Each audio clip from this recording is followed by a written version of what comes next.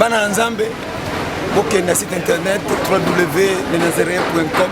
Pour qu'on ait l'information dans biso monsieur chrétien, quand on a bien envoyé cette ligne ba pasteur, ba c'est Nzambe en général, bino boye ba koleka, posa contact na site internet au monene, boye ba ko l'excellente information dans bino plus possible. Nzamba pour la bino.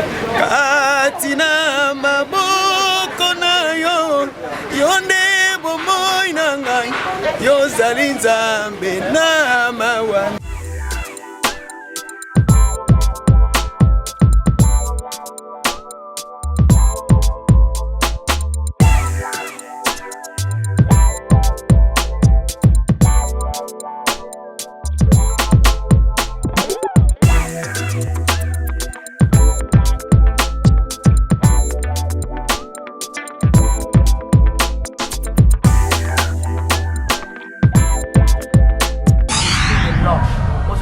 Il y a diable déjà supérieur par rapport, il y a homme, les autres dominés, les colos. Par là, qu'est-ce que tu as voulu dire au peuple de Dieu? La création. Vous avez ma salarié, mon Bible vie. Comment soit par rapport à la difficulté sociale, ça propre, mais la marque à moi, au moins que facilement mon tabou. Ceux qui m'ont cambié, mon diminuana, ça conduit par l'esprit de Dieu directement. Mais à mon tour, dans parce que nous ne confions pas l'avenir. Ou notre avenir, tout ce raté que nous n'avons pas à gauche, il y a pas à gauche. Je dis déjà bonjour et shalom chez vous, très chers fidèles téléspectateurs. Je dis souvent shalom, shalom chez vous, c'est-à-dire que la paix du Seigneur vous soit favorable. Comme toujours, on est ensemble, il n'y a pas de souci, on est ensemble. Et surtout que j'ai l'habitude de vous dire que Jésus revient bientôt. Bobby Bongissa, Yeswazozonga Calamité, on est là avec vous dans le cadre de votre émission Table Sainte. Table Sainte, c'est une émission dont nous recevons pour vous les hommes de Dieu autour des sujets, j'allais dire, très capital, très important. Aujourd'hui, nous sommes là, comme à la coutume. J'aimerais tout d'abord prier et nous allons nous retrouver tout juste après.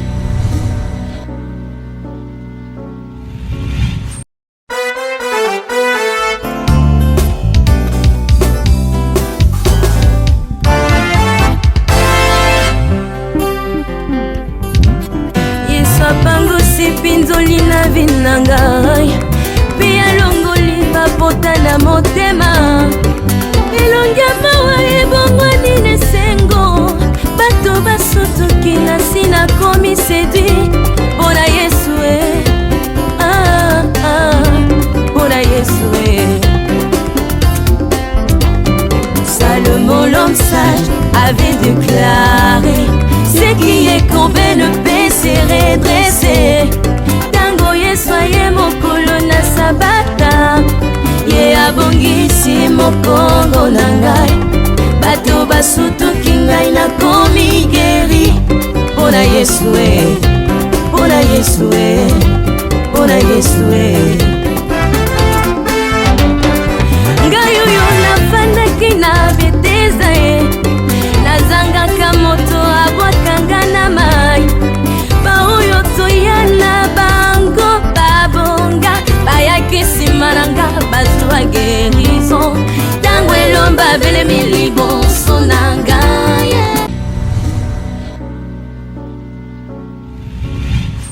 Merci beaucoup Diamouyaya, je pense que cet élément a fait plaisir à tous les hommes de Dieu, à tout le servant de l'Éternel qui nous suivent partout dans le monde entier. J'ai dédié ces cantiques à tous les enfants, j'aime bien, au nom du Seigneur Jésus, aussi à toute le maman du monde, je vous aime bien, dans le nom précieux de notre Seigneur Jésus-Christ. Je disais au début que je suis là dans le cadre de votre émission Table Sainte. Table Sainte est une émission, comme vous le saviez, que nous recevons pour vous les hommes de Dieu, mais autour des sujets très capitaux. Aujourd'hui, j'ai reçu pour vous un homme de Dieu, bourré de talents, bourré de charisme. C'est un homme de Dieu, c'est un prophète. Mais avec le prophète, je pense que vous l'avez suivi au cours, il y a ma prédication, qui m'a recommandé qu'est-ce que Nayambaye, te parler bien sur prédication pour la bonne compréhension de tous. Aujourd'hui, Nayambaye, on parler toujours dans le même ordre d'idée. Il y a thème où il y a ça, le discernement de l'esprit, où il y a ça qui m'a sans plus tarder sur le prophète Hervé. Je m'en vais déjà dire bonjour papa. Bonjour. Comment vous allez? Élégant. Merci beaucoup prophète. Qu'est-ce que vous pouvez déjà dire aux enfants de Dieu déjà d'avance avant de commencer notre émission? Je vous salue dans le nom de Jésus, vous qui avez reçu la grâce et la faveur de nous recevoir partout dans le monde. Bonjour pour ceux qui vont nous suivre pendant les jours. Bonsoir pour la barbe dans la mission. Le Seigneur est avec vous.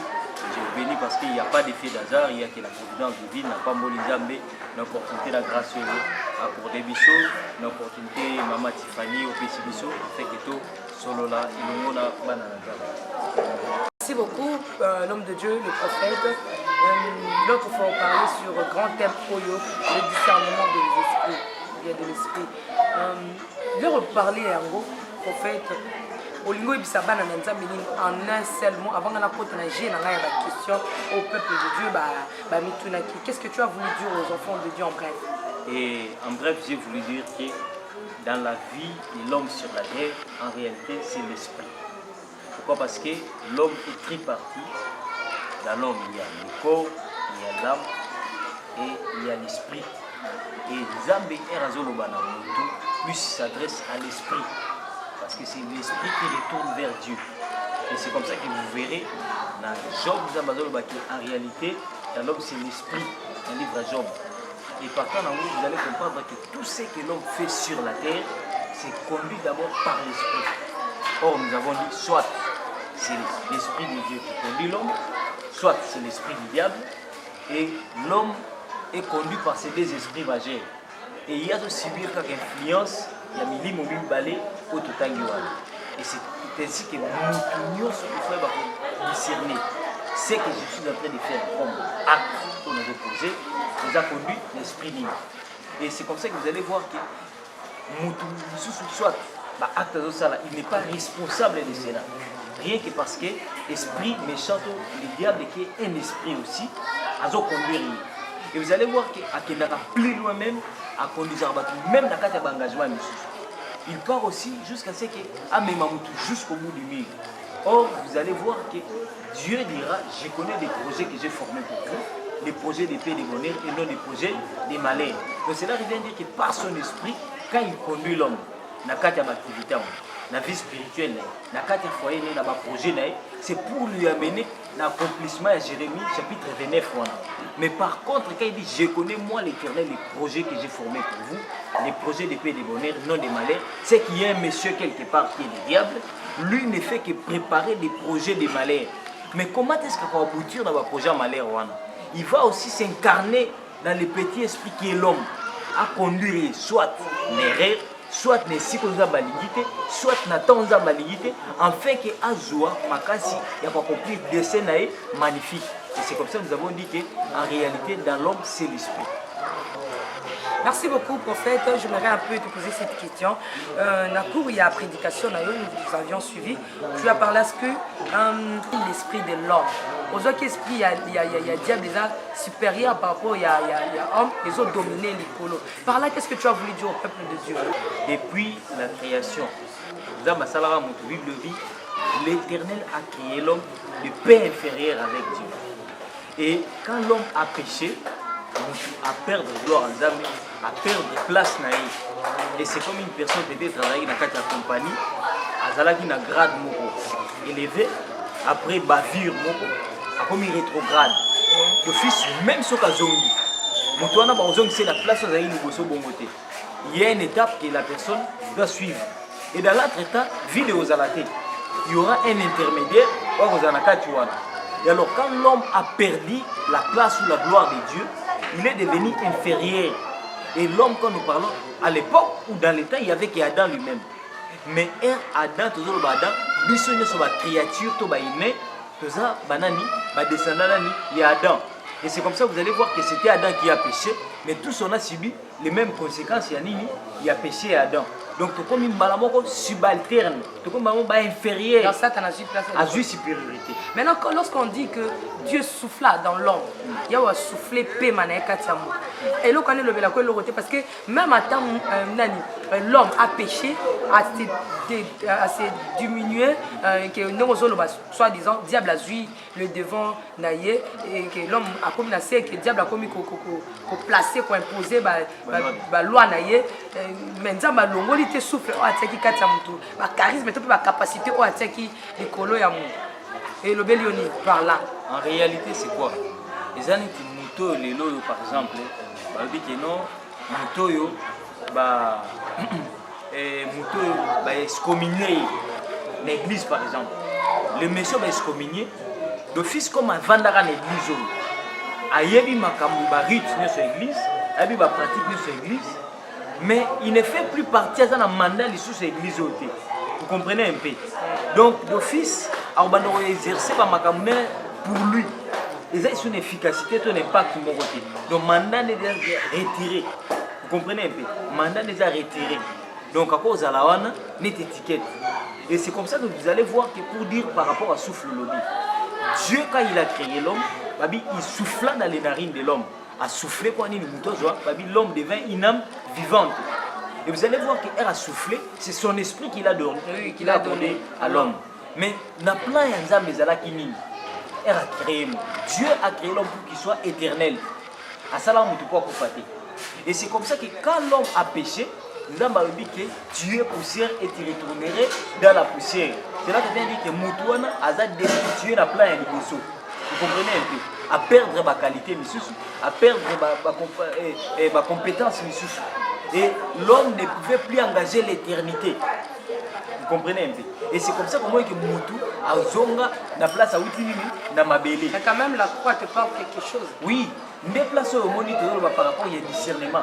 Place au œuvre et à croix ils ont la place. Pourquoi? Parce que quand Dieu est venu sauver l'homme, d'abord il a sauvé quoi? C'était l'esprit de l'homme qu'il a sauvé. Et c'est comme ça que vous allez voir que Bible dit que nous sommes Christ, donc nous sommes devenus une nouvelle créature. Donc nous sommes dans le second Adam. Adam c'est Jésus-Christ lui-même.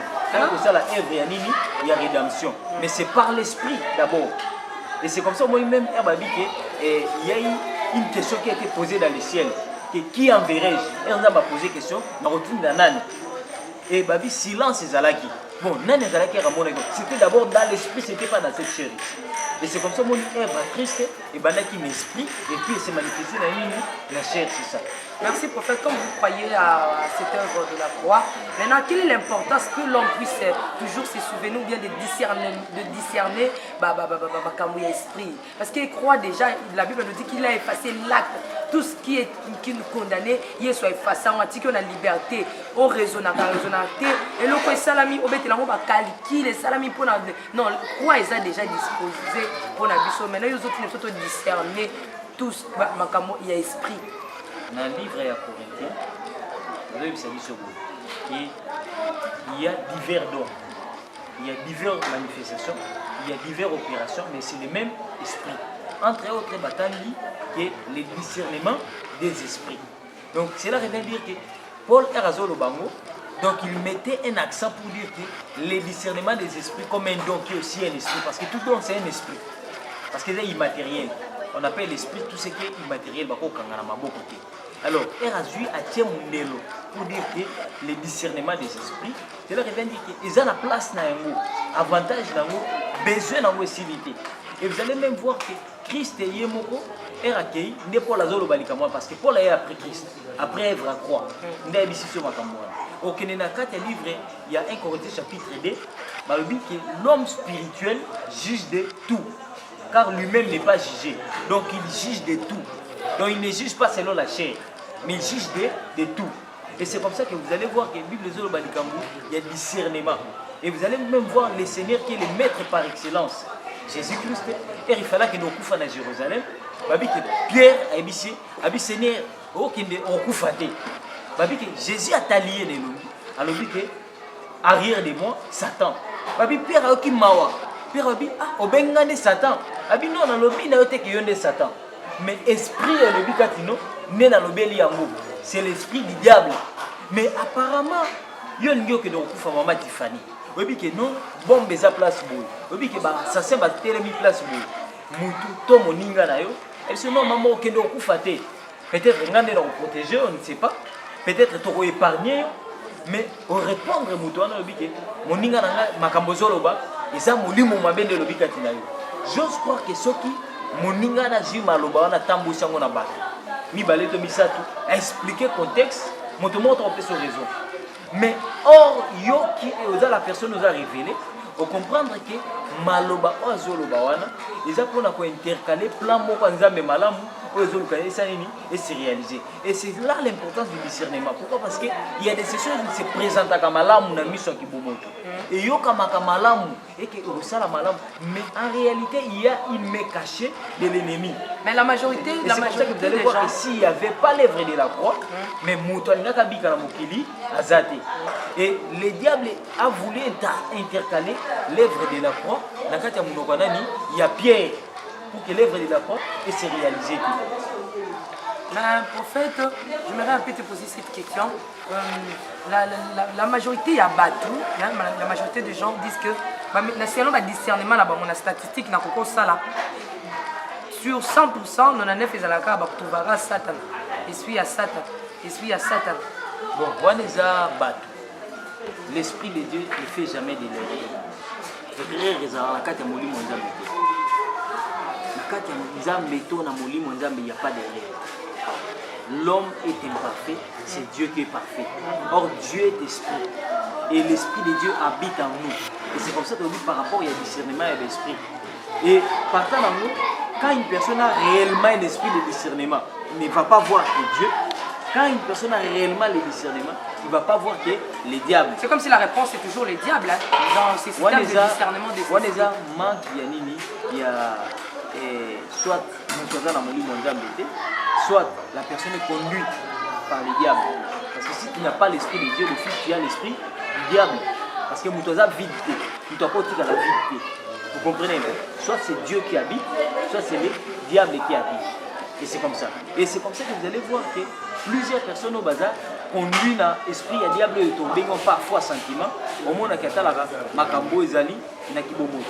Vous comprenez un peu? Quand ils voient une personne peut-être, elle a bien parfumée, elle a été malade, et Mouton moi que Mouton n'a pas à côté de l'église, tout le monde lui respecte. Or peut-être c'est le mandaté du diable lui-même. Au moins peut-être Mouton soit par rapport à la difficulté sociale. Elle a propre, mais elle a marqué un mot au moins que facilement Mouton, ceux qui m'ont cambié, elle a conduit par l'esprit de Dieu directement. Mais Mouton dans le Mouton dans la Satan, Mouton il faut délivrance. Vous comprenez un peu? Pourquoi? Parce qu'il est conduit par un autre esprit qui n'est pas celui de Dieu, qui n'est pas non plus aussi l'esprit de discernement. Vous comprenez un peu? L'esprit de discernement est au-delà du mur. Mais je pense que prophète, dans ce jour, il y a tant de questions à poser. Lorsqu'on dit qu'il y a l'esprit de Dieu, il y a aussi l'esprit du diable, Satan. Maintenant, nous avons dit que et le Saint-Esprit ne quitte pas le corps ou bien l'âme yamuto azo quitte ta fandika wana sauf que baza ko attristé avant kimia. Maintenant lorsque l'esprit à diable fait genre au compte bisika nini ozo poser le Saint-Esprit. Un enfant de Dieu ne peut pas être possédé. Là, il doit rectifier. On a rectifié. Tu as le bimolimo il y a diable paye à Karokota. Non, on a vu molimo il y a diable à Karokota dans le sens que les aura commande parfois. Vous comprenez un peu? Donc, la petit exemple, par exemple, Paul Azolobana livre et à Galate. Avec les sentiments aux animés bino, les a les sous Yazambe, T. Vous comprenez un peu? Donc, comme quelque part manipulé. Quand on parle par exemple qu'il va attrister Saint-Esprit, il est là. Parce que le Saint-Esprit joue et mis sur avant Liwana. Comme il sala, comme il cola, comme il fait sa charisme. Mais quand on dit qu'on lui a attristé, avant il est moins monté. Vous comprenez un peu? Il devient inactif. Alors ça les sur le côté, à Kani Mabo, à Sanini, à Zotala. Donc comme il est biming, il a quitté le commande à Moutuka. Il y a comme des passagers. Vous comprenez un peu? Si vous avez un accident, il a la responsabilité à passager, il a la responsabilité à Nani, il y a chauffeur. Et vous comprenez un peu? Et un moutazu, nous tout cas, oaye. Abi bon, il y a un sous-chauffeur, il y a un passager. Il y a un chauffeur, il y a un commande, il y a un responsabilité ya mokolo motuka na chauffeur na ye ou atiaki. Vous comprenez un peu? C'est ce qui se passe parfois dans la vie de plusieurs personnes. Mais le Saint-Esprit ne quitte pas. Mais sauf que quand une personne a joui Saint-Esprit, a attristé, a boyi, parce que Dieu a tiqué la liberté. Mais il y a un temps où Dieu reprendra sa liberté dans le jugement dernier. Vous comprenez un peu? Alors, le Saint-Esprit ne peut jamais quitter le corps d'un homme, d'un enfant de Dieu. Mais c'est toi qui dois lui donner l'accès à ça, la liberté d'action. Et c'est comme ça qu'on dit que jusque-là, il est dans le Christ, mais il ne vit pas la plénitude de l'année. Il y a ma promesse aux amis liée à la liberté d'esprit par rapport à Makambo na Yeshua. En fait, est-ce que nous sommes obligés, ou bien tout enfant de Dieu est obligé de discerner toute œuvre des esprits? Non, nous avons l'obligation de discerner et là, nous sommes il y a l'esprit. Oui, parce que... Ce que le dit, oui, s'il vous plaît, l'homme de Dieu, avec beaucoup de respect que je vous dois, je verrai ce que on le dit, oui. Yebisanga moi si oh et zo mona na clairement ici na comme tout discerner té moi c'est que longo la net zeli na yi zo mo maman ça to beta calcul les années ba so 1 plus 1 on dit maman égale 2 so on t'a longo la zeli to ba maman ko esprit esprit ya nzambe té so au discerner on a nini po bébé si bo mo ine yé moko et kange ba trompe ba longo la ki bien té so au discerner ni parler Paul la Bible abi les gens battu sur ma bena ba mo manifester d'une manière visible. Mais il faut vendre au Pessango. Donc cela vient dire quoi? Il y a aussi un niveau où nous parfois à se conduire ma bêtise, un niveau que le diable commence à se manifester visiblement. Vous comprenez un peu? Vous êtes sur la besoin de mais vous allez comprendre que responsable est à toi Nazanani. Parce que Koboma, il y a avortement bien sûr. Avortement n'est pas Koboma. Attends, dans le pays, ils sont légalisés. Mais en réalité, l'avortement, c'est une personne qui fait un crime, n'est pas crime, mais c'est au bomi, dans le monde qui est dans le béni de la nuit. Mais un roquet au bomi, Bible lobby, Jésus est un retour naïf. Que fils Abraham, Christ a répondu. Christ a lobby, vous avez fils Abraham, parce que vous avez assassin, mais tu papa n'a le diable qui est assassin aussi depuis mon banda. Et c'est comme ça que Bobo Makaba prophète et que vous avez la peinture. Au bengi tombeau bozo par la peinture et moi on a bengi au tombeau blanchi. Donc vous comprenez que le diable c'est un assassin à liboso au banda ko boma. Alors muto zo boma directement monine dans la tête ko boma et na langa esmoko vigueur de baraki tel père tel fils. Vous en a-t-il plutôt discerné? Tu as directement, tu as clore directement que les esprits sataniques sont conduits. C'est qui a fait. Oh, ils ont discerné. Oui. Quand tu as vu qu'on discernait, il faut forcément te prier. L'esprit de Dieu. Non, donc, je n'ai pas dit que discerner signifie prier. Non, je n'ai pas dit ça. J'ai dit qu'il y a d'autres choses. En voyant ça seulement comme ça, lorsque tu vois cela, il n'y a même pas envie de discerner. Aux autres, on va directement les esprits à Satan. Qu'est-ce qui t'a poussé? Qu'est-ce qui t'a poussé à discerner que on est dans ma vie tout malade? Ce n'est pas vous qui me posez des questions, bien sûr, et ce n'est pas moi qui vous pose des questions, mais je voulais vous dire que c'est l'Esprit de Dieu qui est en vous, qui est le mal, qui aime les biens. Donc, mon sur mon apport. D'abord, il y a une partie à divinité. Parce que, je m'appelle Maïdé Ndam. Il y a un moment où, malgré ça, même quand même qui m'a bezali, et quand même m'a lamoupé, et zali. C'est ce que, on a un langage humain qui est la conscience. En réalité, déjà parmi la souffle, une portion souffle, et c'est comme ça que vous allez voir que même Mouto Azana Yesouté, pourquoi il y a mis Yesouté, sauf qu'il y a Mouto Boumé, tout ça les malades, c'est à Dieu qui t'y a fait le mal, parce qu'il porte encore la partie de la divinité en lui. C'est une créature de Dieu. Et c'est comme ça qu'on a fait même exemple, le même diable. Vous allez comprendre que Ernza Maboua qui a une influence parce que c'était aussi une personnalité influente dans le archange. L'influence de l'homme qui a mis Marabat qui veut continuer et bateau bazar c'est ça. Je pense que Dieu ne retire jamais toute la portion et la divinité. Les questions cool, je ne pense pas que tu aussi sangolé le prophète, mais toujours tu n'as pas la question parce que tu as la taille élégante, pour l'accélération minute à éviter. Mais je mérite de poser cette question parce que Moutou a ça la berreur 20 ans passés. Alors osutuka kaka sikoyo au moins teleka comment discerner akoyeba kodiscerner te quel genre d'esprit oyo econduisaki ye 20 ans passé ou bien tolobaki prophète Hervé spécialiste encore baobenga yo l'homme ya discernement des esprits sikoyo lokwa prophète ozwi température moko obimisi ya sika oyo ezo komeka badiscernement des esprits nayebi te okoteya biso neti ndenge nini 20 ans passé je fais des erreurs je ne sais plus mpo nasala nde nayebaki makambo nasalaki na discerne yango ezalaki esprit oyo econduise nga yango nde faire échoué nga na kipaka na nga Paul azo opprimé église il y a baloko azo servir nani nzambe mais vous allez voir que Paul a opprimé l'église toi ndokolaka bassin mokolo moko te c'était toute sa vie habite depuis ma jeunesse na nyokola église pe na combattant liloba oyo il dira même que azalaka témoin jour babomaka Étienne donc akoli na yango à vivre nango et comme il enraciné kati na ye mais vous allez voir que un Paul a coupé na Yesu na nzela Damas il est revenu pourquoi parce que le Saint-Esprit lui a fait comprendre Bible dit que Jésus a dit je vous laisserai pas comme orphelin et c'est ça le vrai problème et ce n'est pas seulement aux hommes de Dieu ou à ça qui capacité à Saint-Esprit tout le monde a le Saint-Esprit tout chrétien plutôt mais il y a un Saint-Esprit avant qu'on l'accède à tribu la fonction l'option si je peux dire je ne vous laisserai pas comme orphelin mais je vous enverrai le Saint-Esprit à la qui il vous conduira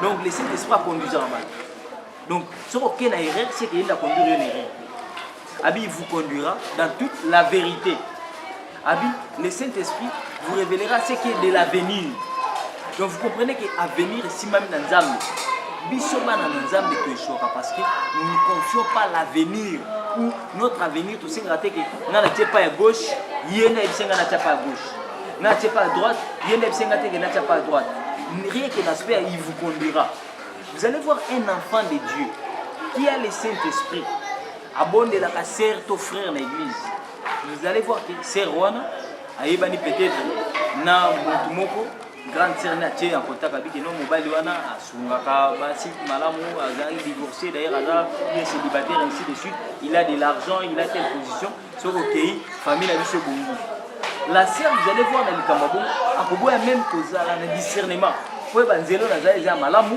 to mabe omona ke azui sentiment na ye atie liboso akomi kolota même bandoto oyo ye sans discerner parce que tout le Cameroun discerner même bandoto.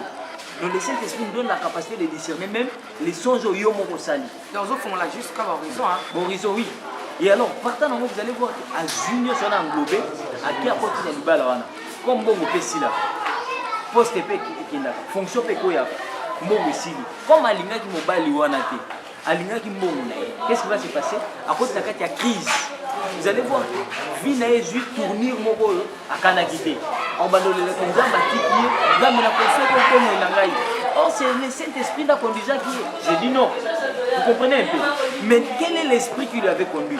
Au moins la cupidité. Or on a la cupidité, c'est le diable.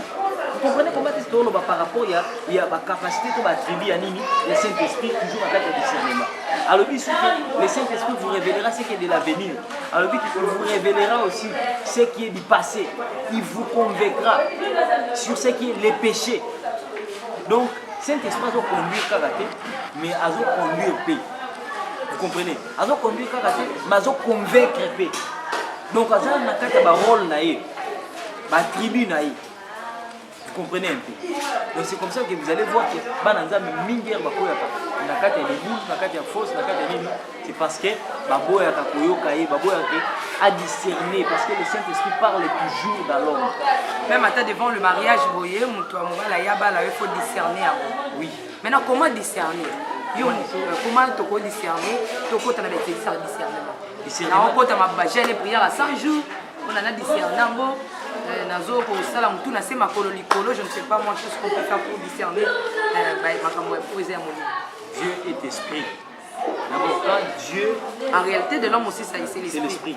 Est-ce que l'esprit au monde a pour esprit, va dans esprit le 24 ans. Nous avons besoin de shifter. Donc, cela revient à dire que de même que tu es là, quand tu pries, tu te recommandes entre les mains de Dieu. C'est le Saint-Esprit qui a la œuvre spirituelle. Alors, de diverses manières. Puis, que le Saint-Esprit vous conduira. Que Dieu parle cependant tantôt d'une manière, tantôt d'une autre. Il peut te parler par les songes.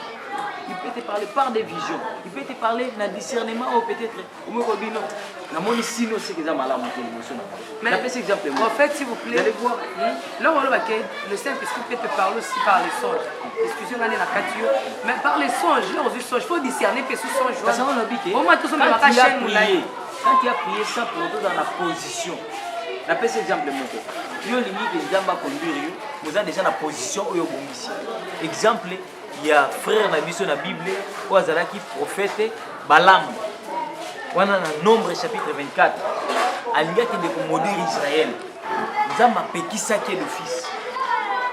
Na lokoso ya mbongo abengi bato na ndako na ye. Il a continué à rebondela. Nzamba na kende to na tika. Nzamba bisi na pekisaki bato balali na ndako no banani. Habité au moni bayaki. Nzamba bisi na pekisaki yo. Mais kende na bango.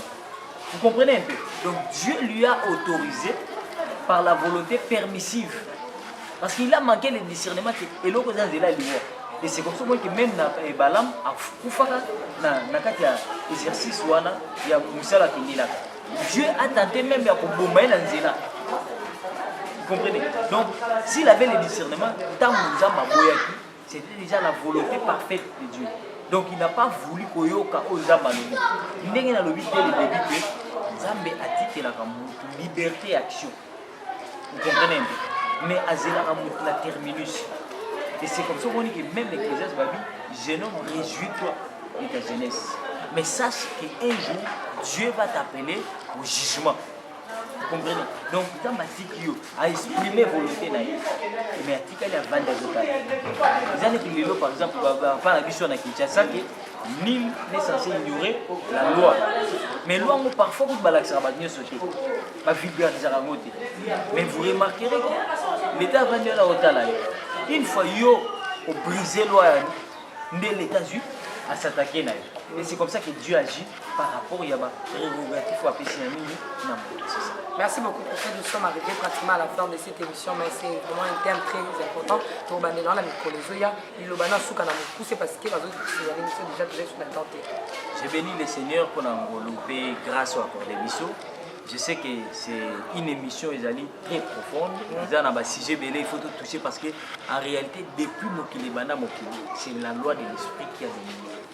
Et alors, partant en mot, il faut parce que la loi esprit, comment est-ce que mon rose à la nakati, il y a siècle, il y a volonté parfaite en Zambie, il y a trône, il y a exercice, il y a pouvoir, il y a réalité, donc c'est l'esprit. Mais qu'est-ce qui se passe? Il faut toujours moi toujours Mikolo, et je sais que par la grâce de Dieu, le Saint-Esprit va conduire, il va convaincre bateau Bazolandabiso Nandaku, Bazolandabiso par-ci par-là, on ne sait pas, au juste combien de bateaux Bazolandabiso, afin que Bazo capacité, il y a pour remédier dans mes erreurs, il y a pour remédier dans ma faiblesse, ainsi de suite, afin que Bazo pour retrouver les plans parfaits à Nini, Yanzambe. Et c'est ce que je peux vous dire, et par la grâce de Dieu, Dieu va permettre à faire que nous puissions être encore en contact avec chez nous. Le numéro, votre numéro? Et nous sommes sur les 00243 99 77 32 02. 09 97 73 25 02. On est à bateau à Kinshasa. On va bien vu hier, il y a plus 243. 99 77 32 02. Les salutations, 2 ou 3. Et je salue tout le peuple de Dieu, on va la mission par-ci par-là, on va se disposer, pour que le Saint-Esprit a dans la favorable ligne, à venir Diem, derrière les caméras, l'homme à la taille industrielle qui nous a soutenus pour que Bobo Nabiso Nabanda Konabino, Nababiro Nabino, partout au Bolandimiso, c'est grâce à lui, les euros dans l'ombre, n'a pas molli Certifani dans la coordination, n'a pas molli notre frère Lido Pro, et que le Seigneur vous bénisse, que la grâce de Dieu soit avec vous dans les noms de Jésus. Merci beaucoup papa, merci na répondre à l'invitation à Bisso, la humilité na Européenne. Merci beaucoup l'homme de Dieu. J'ai dit merci à tous les hommes de Dieu Balandi Bisso. Et ça si j'ai mon côté capital très important, et aussi si on était Torobaxana Mikolekoya, Nzambe Nabino Apambolangai, toujours humble, toujours simple, les Nazaréens, Nzamba Memanzamba Matanzamba OK Nabiso Kabisika OK pour que tu trouves Mutumoko Oyo, Toko Matana Likolo Koleka pour que l'obila Yes Masia Koya Tozala ensemble. Derrière la caméra, c'est Diamouya, il y a la taille industrielle, il y a un colo, et puis à niveau de montage, c'est Lido Pro, professionnalisme est toujours, c'est Lido Pro, dans la complexité, la Diamouya, taille industrielle de la part du Seigneur, toujours humble servant de Dieu, la Sainte Fanny Mokwa, Liboso na bino mona musala na bino mona musala ya Nzambe pour lancer la bino. Si je mal dis au cours de l'émission, veuillez me pardonner, veuillez m'excuser, je vous aime beaucoup au nom du Seigneur Jésus-Christ. Bye.